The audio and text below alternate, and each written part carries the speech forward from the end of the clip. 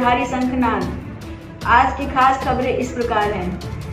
हद हो गई महाराष्ट्र की सरकार की। 1992 में महाराष्ट्र के एक्टा टाइगर बाला साहेब ठाकरे ने आरडी त्यागी को कमिश्नर बनाकर महाराष्ट्र से आतंकवाद को मिटाया था। पर अब ये क्या हो रहा है? उद्धव ठाकरे जी महाराष्ट्र में कमिश्नर को आतंकवाद फैलाने के लिए चुना है। मिस्टर उद्धव ठाकरे, क्या कर रहे हो आप? क्या है ये सब? क्या है ये 10 मिनट की नोटिस? नहीं जम रहा है सत्ता संभालना तो रिज़ाइन कर दीजिए। क्यों बेकार में इस तरह की हरकत कर रहे हो?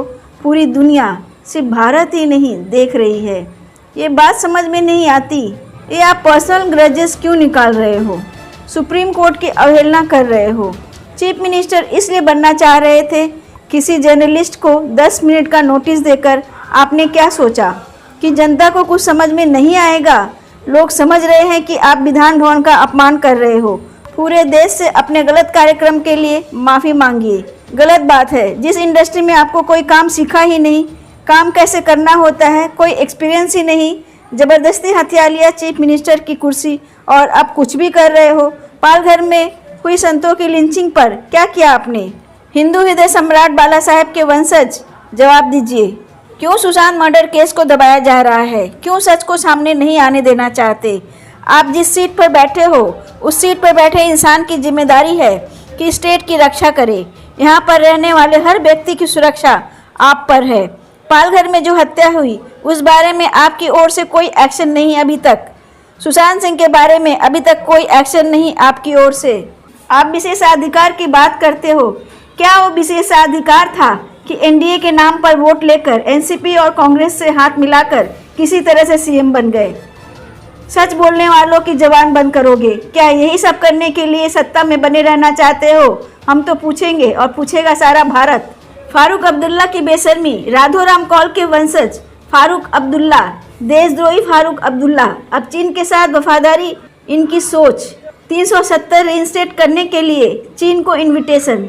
आखिर सरकार इन देशद्रोहियों को आस्तीन में क्यों पाले हुए है? आखिर क्यों सजा नहीं देते? आईपीसी 121 जो कहता है कि वेजिंग वॉर और attempting to wage war against India.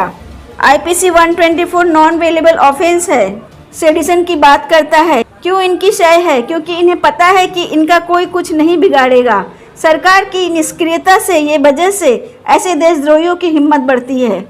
Hathras के बुलगड़ी कांड में खेत का मालिक का बेटा बताने वाले ने एसआईटी से सनसनीखेज खुलासा किया है।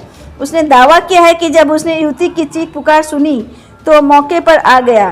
देखा तो युवती जमीन पर पड़ी हुई थी। उसकी माँ और बड़ा भाई पास ही खड़े हुए थे। उसके बाद भाई अचानक से वहाँ से चला गया। काफ़ी देर बाद वो दोबारा घटनास्थल पर लौटकर आया। हाथरस के बुलगड़ी में 14 सितंबर को चंदपा क्षेत्र में हुई वारदात के बाद एक छोटू का नाम बार बार सामने आ रहा था। अब छोटू मीडिया के सामने आया है। छोटू का कहना है कि 14 सितंबर के दिन वह अपने खेत में घटनास्थल से करीब 25 कदम की दूरी पर चारा काट रहा था। उससे थोड़ी ही दूर पर गांव की युवती अपने मां के साथ चारा काट रही थी। जब उसने चीखने चिल्लाने की आवाज़ सुनी तो वह मौके पर पहुंच गया। देखा तो युवती जमीन पर लेटी थी। पास में पीड़िता की मां और भाई खड़े थे। इसके बाद वह लौकुश और उसकी मां को बुलाने के लिए खेत पर चला गया, क्योंकि थोड़ी दूर पर लौकुश और उसकी मां चारा ले रही थी। जब वह लौटकर आया तो पीड़िता का भाई वहां नहीं था।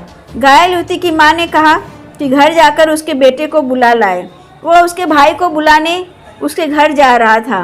रास्ते में संदीप के पिता गुड्डू मिले और उन्हें इस घटना के बारे में बताया, तो उन्होंने भी यही कहा कि तुरंत उसके भाई को जाकर बताओ। जब वह पीड़िता के भाई के घर पहुंचा तो उसने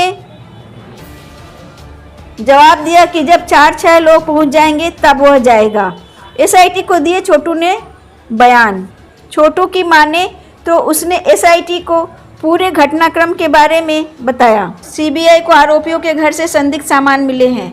आरोपी लौकुश के घर से मिले कपड़े भी शामिल हैं। बताया गया है कि इन पर लाल रंग के निशान लगे हुए थे।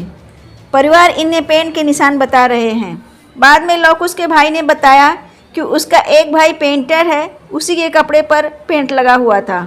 सीबीआई उन्हीं कपड़ों को लेकर गई है। माना जा रहा है कि एसआईटी और सीबीआई हत्या के अहम सबूतों को जुटा चुकी है। बताया जाता है कि चंदपा के तत्कालीन इंस्पेक्टर DK वर्मा से भी CBI ने पूछताछ की है। आज के लिए इस वीडियो में इतना ही। देश विदेश की ताज़ा खबरों के लिए जुड़िए चक्रधारी शंखनाद से। हमारे इस चैनल को सब्सक्राइब करिए, लाइक करिए, शेयर करिए, कमेंट में जय हिंद लिखिए और बेल आइकन दबाना ना भूलें। वंदे मातरम।